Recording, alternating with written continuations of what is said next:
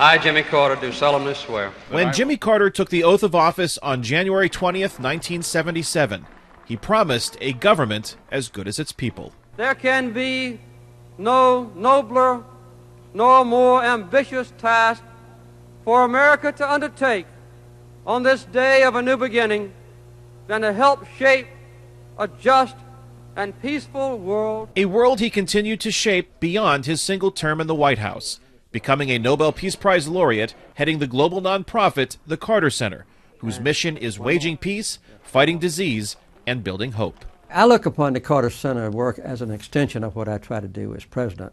Carter was born in Plains, Georgia in 1924.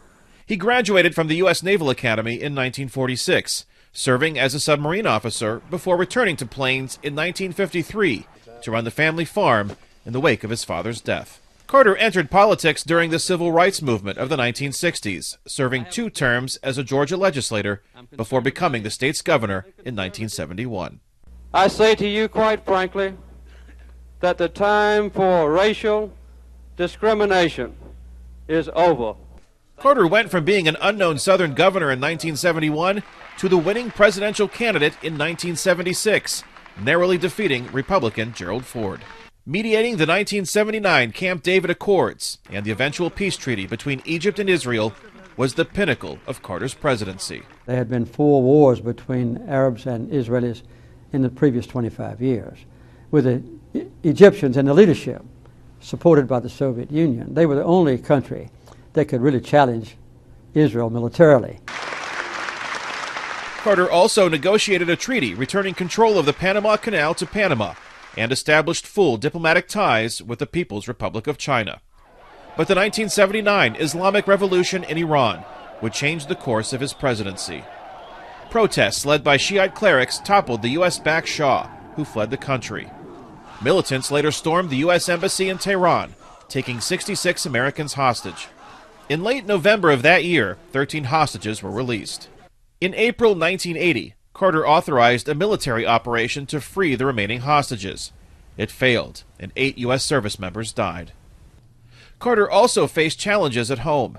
Inflation and rising unemployment hobbled the economy, contributing to his 1980 election defeat to Republican Ronald Reagan.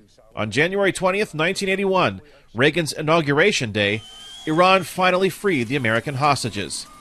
Carter, defeated and depressed, returned to Plains to plan his presidential library. I envisioned it to be a tiny thing, where I would have an office and some nice buildings in Atlanta. It became much more. A well-known global nonprofit, the Carter Center has monitored over 100 elections and mediated disputes ranging from a nuclear standoff with North Korea in 1994 to a peace agreement between Uganda and Sudan. The center also promotes health and fights illness in the poorest parts of the planet. Eradicating guinea worm disease has been a primary goal. There's only been one disease in the history of humankind ever eradicated, and that was smallpox, more than 30 years ago. So guinea worm is going to soon be the second disease in history to be wiped off the face of the earth. Carter's work helping humanity led to Oslo, Norway in 2002, where he accepted the Nobel Peace Prize. When I won the Nobel Peace Prize, for instance, it was because of the work of the Carter Center. So I would be perfectly satisfied to have a legacy based on peace and human rights. I mean, who would? Carter led an active life into his 90s, surviving brain cancer in 2015. But declining health and the 2020 global coronavirus pandemic kept him confined to his hometown of Plains in his final years.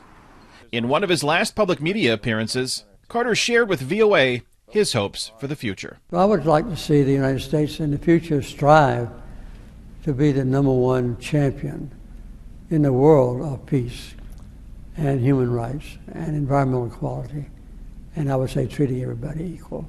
If we could do that, we'd have a real superpower in the country that I love very much. Carter lived the longest of any occupant of the White House, and his 76-year marriage to wife Rosalind is the longest of any president and first lady. Kane, Farabaugh, VOA News, Plains, Georgia.